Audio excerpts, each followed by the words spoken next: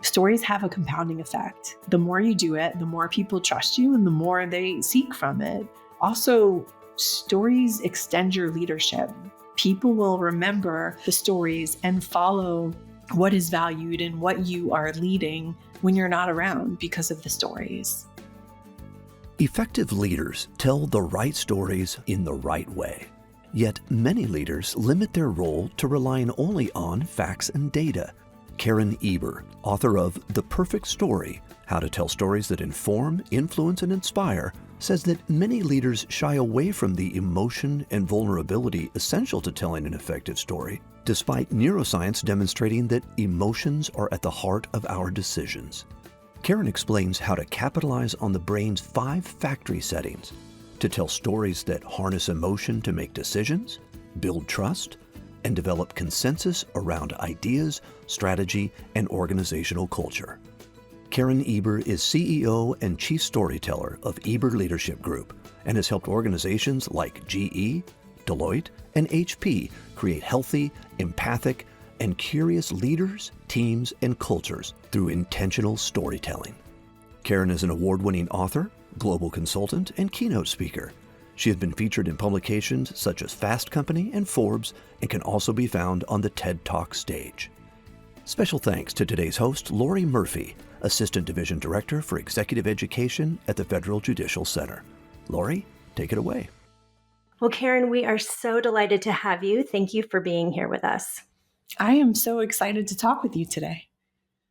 The federal judiciary is full of leaders who focus every day on facts, data, evidence, rules, and yet you suggest that the best way to communicate, connect, engage, and even persuade is to focus less on these things and to tell more stories.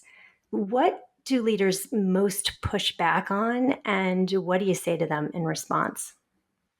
There's 2 big pieces. One is just the vulnerability of it. There's a fear of, I need to have this leadership presence, and if I'm doing stories, that's frivolous. And really, they're just protesting the vulnerability of it.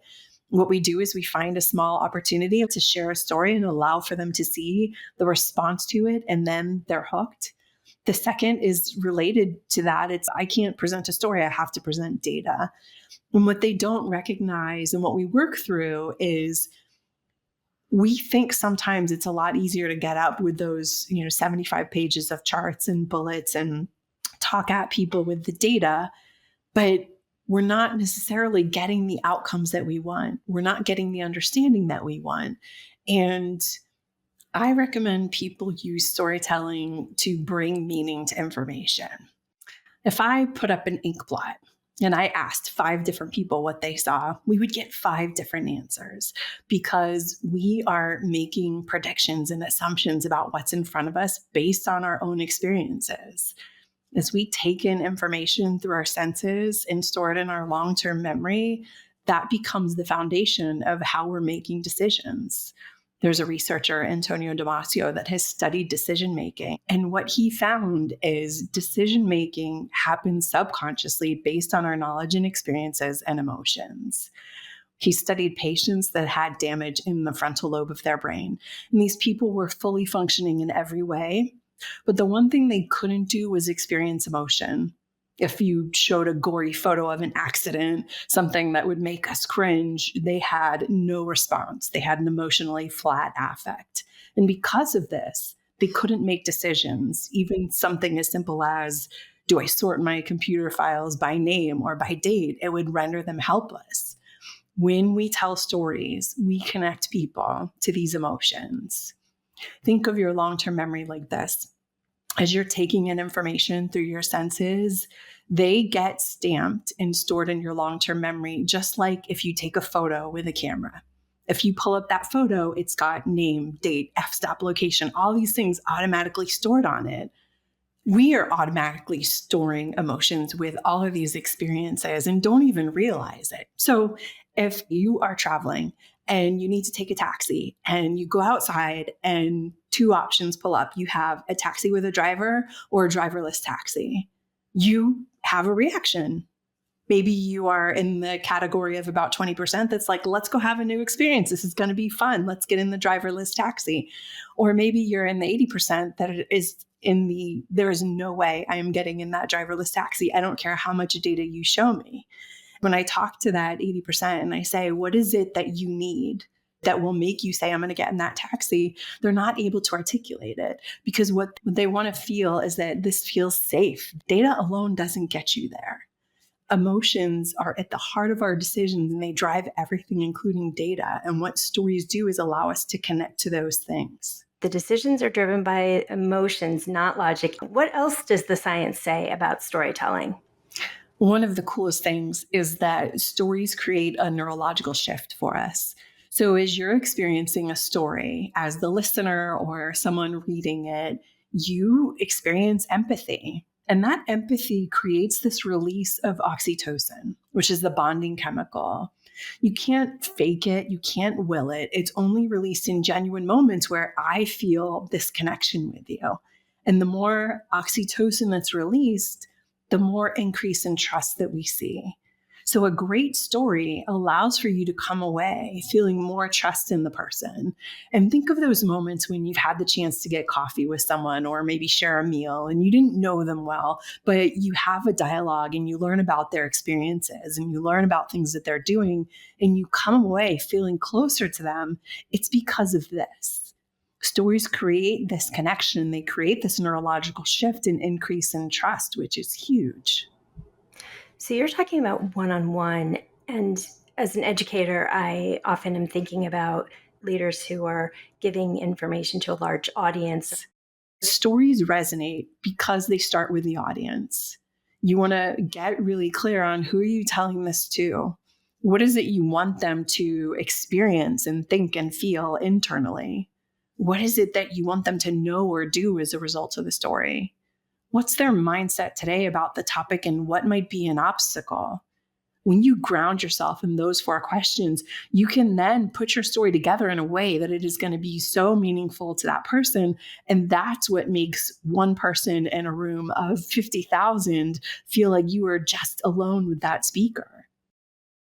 I know our folks are wondering, well, when do I put data and facts in? Because I do need to convey data and facts. I am not in the camp that you tell stories or you share data. It's an and. The stories allow people to come to the same starting line of understanding. Because remember, if we're sharing data and you're not giving the story, you're not giving the context, everybody's making all of those assumptions based on their long-term memory of experiences, which are different from each other. Sometimes what happens is we haven't thought through why are we collecting the data and what are the questions we're seeking to answer. We just jump right in with the visuals. And so what I work with leaders and teams to do is to back up with why are you collecting this and what do we want? And recognizing the people closest to the data bear responsibility for making sure that others understand it. And to do that, you often don't use the same views that you use to analyze it, which is the biggest mistake we make. We pull all these cool charts and stuff, and we just say the data speaks for itself, but that's introducing more question. And so allowing for people to get context and take them through stories and really inform, is this a decision? Is this a discussion? What is it that we're trying to do here makes a difference. Is that what you mean when you said in the book, data rich, insight poor? Absolutely. There will always be more data, but understanding and defining the problem is super important instead of just jumping in with all of these really cool views. You are sending the brain into lazy mode and people stop paying attention and they drift off. The story encourages the brain to pay attention and allows for things to have more meaning. And that's the goal here. That's what we're trying to do, of communicate in a brain-friendly way so that the audience connects with the information and can make the decision or take the action that's most helpful. You mentioned a brain-friendly way, and you mentioned in the book that there are 5 factory settings, which I love that term, and lazy brain is one of them. What do they mean, and can you give us some examples? There are certain ways the brain is automatically going to respond to information and communication. And with stories, it's not enough to tell a story. The way you tell one makes a difference. And these 5 factory settings become these different neurological levers you get to pull and experiment with and combine as you're telling stories to figure out what is going to make the story most meaningful for the audience. So the lazy brain is the first one. And it's based on this idea that our brains are inherently lazy. The goal of the brain is to keep you alive. And it wants you to do the exact same thing you did yesterday because you lived through yesterday. So don't do anything different, which is why doing new things can feel really hard. The brain is also the broker of calories. And so in very simple terms, it is a stingy banker and it has 2 buckets. One is the non-negotiable calories that are going to go to running your body, right? Respiration, circulation. Those calories are dedicated and the brain is going to make sure you have them. But there's a discretionary bucket that is attention, focus, immersion, energy. And that is highly dependent on, are you hungry? Have you slept? Is the information interesting? And so the brain is constantly making this decision, this wager of, is this worth the calorie spend, or is this a good moment for me to step back and save some calories and tune out? And the brain's not meant to be immersed all day, every day. What this means in storytelling, though, is that if the story is too predictable, if it's too formulaic, if it's flat, uninteresting, the brain is going to say, I'm going to go be lazy. So your challenge when you're telling a story is you want to get the brain out of lazy mode. And you're going to do that by putting unexpected events and details in the story. An unexpected detail could include data, or it could be, I heard someone tell a story where they were describing someone from a town that was the fruitcake capital of the world. It's an unexpected detail, but it also allows for you to make assumptions about this probably isn't a big city with millions of people. I wouldn't suggest that every sentence of the story includes something like that, because then you bog it down, you make it feel a little heavy and hard to listen to, which can also send the brain into lazy mode. But as you're telling a story, you do want 1 or 2 of those details. You definitely need the story to have tension, to have some challenge or problem that's being explored and an unexpected event in there. And it's always helpful to put in things like a fruitcake capital to help us learn about the characters. We want characters to be relatable, and details like that allow for us to make assumptions, which is that second factory setting. See, our brains are not reactive, they're proactive. The brain is constantly making predictions based on our past experiences. It is far more efficient for the brain to predict than react. So if I tell you that this person came from the fruitcake capital of the world, you're making assumptions about that. As you put up data, people are making assumptions about what it is. What does it mean? Do I trust this person? There's a whole inner dialogue that's happening as we experience stories. And your role in storytelling is, do you lean into those assumptions or do you disrupt them? The lazy brain and assumptions work hand in hand together because it's all about helping that brain pay attention and focus. Even if they're unexpected, they're relatable. So you're starting to build that connection. A relatable description is going to help me understand. I understand why they did what they did, even if I would make a different choice. Relatability is really important. What we want to do is make it really easy for the person listening to process this based on their knowledge and experiences, which is the third factory setting. Our brains are this library of files, this long-term memory of knowledge and experiences. So as you're taking stuff in, as you're listening to a story, as you're having your own experiences, your brain is subconsciously saying, is this brand new? Have we ever experienced this before? Is this related to something we know? It's how you are categorizing your information, your memory and experiences, which becomes the foundation for how you're making decisions and how you're making predictions. So these first 3 factory settings about the brain being lazy and making assumptions and how you're sharing information, they all work together. If I say something like, they have a small cut, that's kind of vague.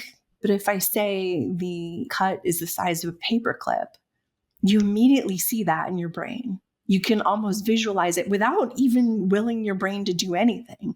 It allows for that person to automatically relate it to their own experiences and visualize and understand, and doesn't allow for incorrect assumptions.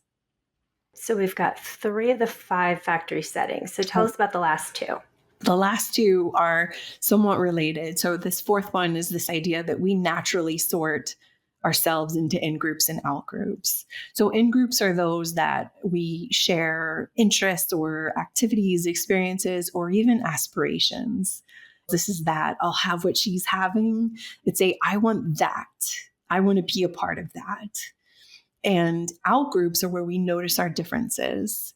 So nonprofits use this storytelling with out-groups all the time, where there's a natural disaster and they tell the story of one family that's struggling to get housing and clothing and food and electricity. And you're experiencing this story and you're in electricity and you have clothing and you have shelter and you realize how different your experiences are.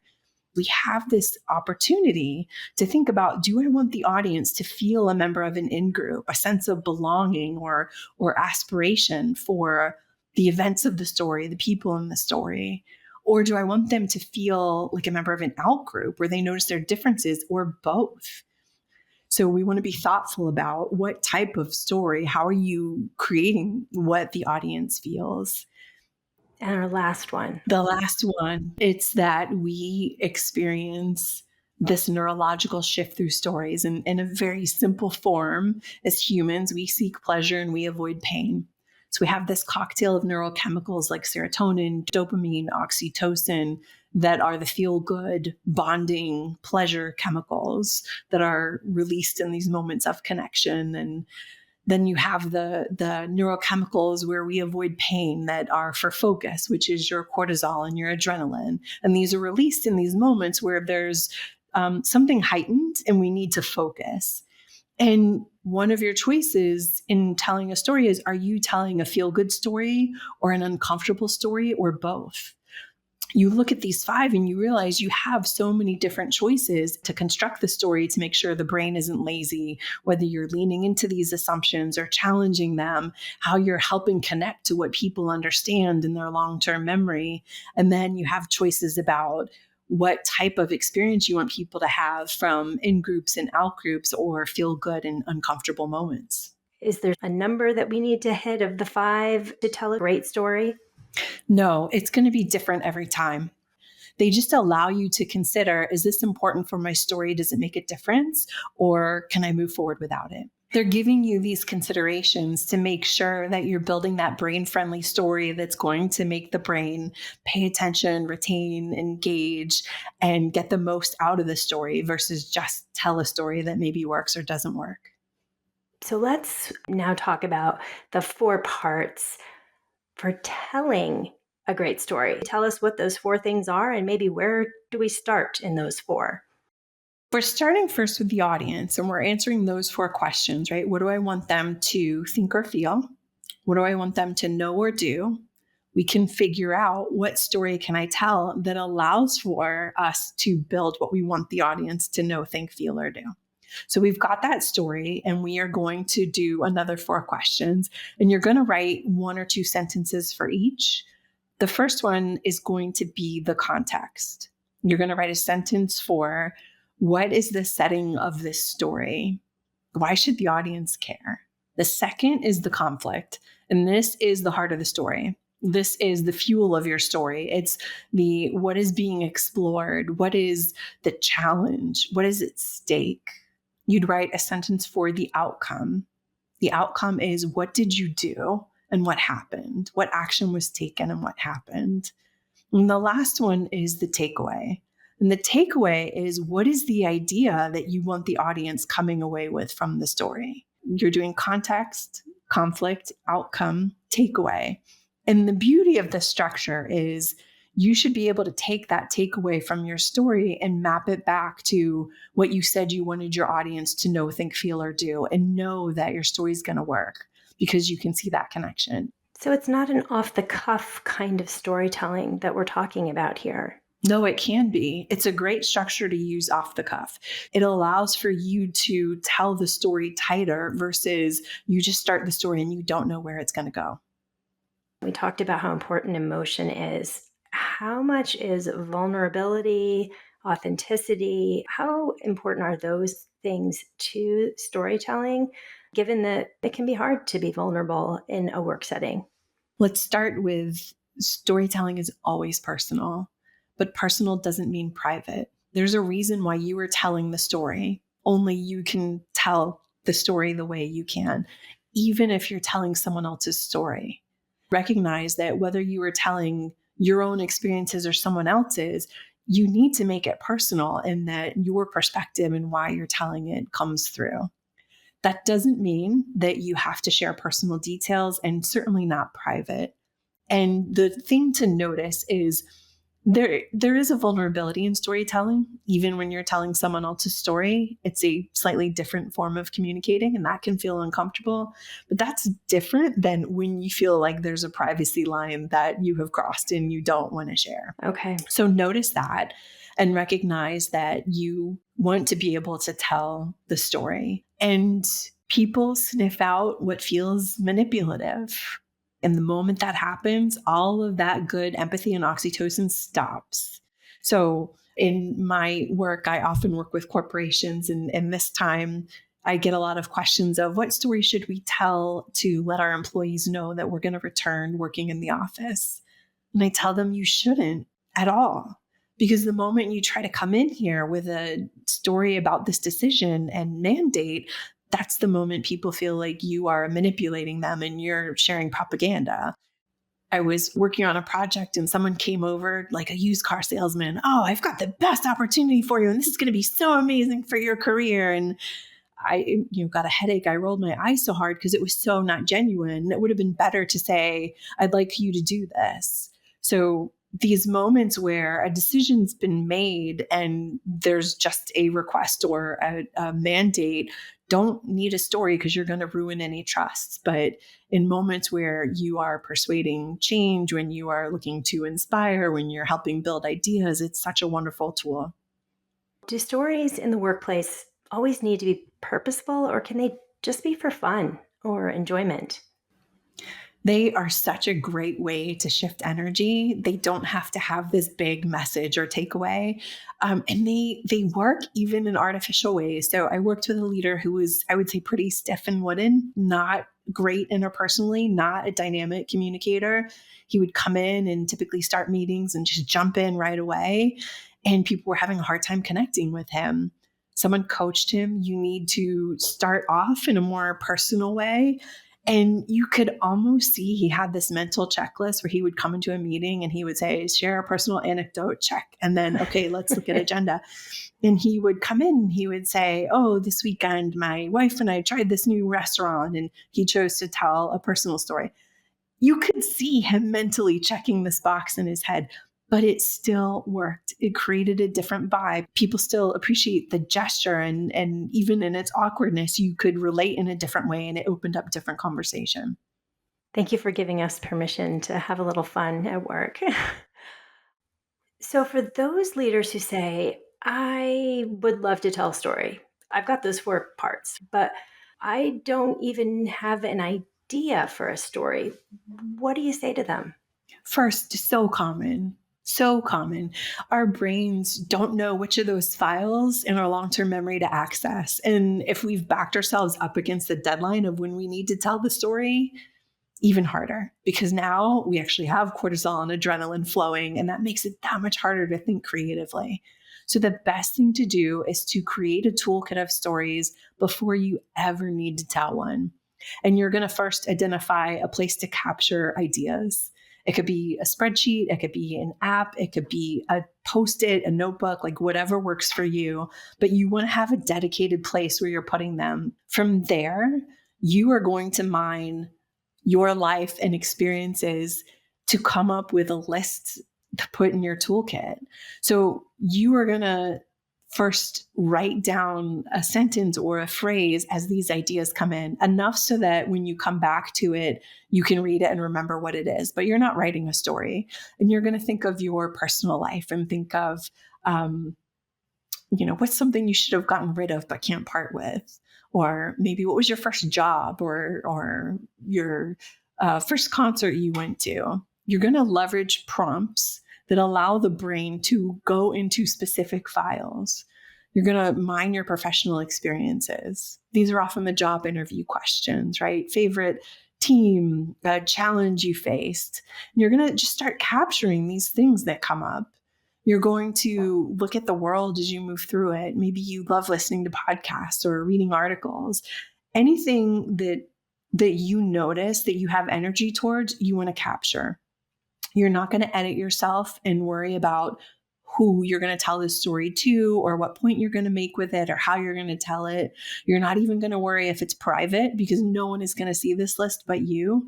But your goal is to build this inventory, because when it's time to tell a story, you're going to be able to go to this list and say, which one of these can I use to build an idea for what I want my audience to know, think, feel, or do? And most of the time, it's nothing on the list. It's that the list itself prompts a whole new idea that you hadn't thought of before.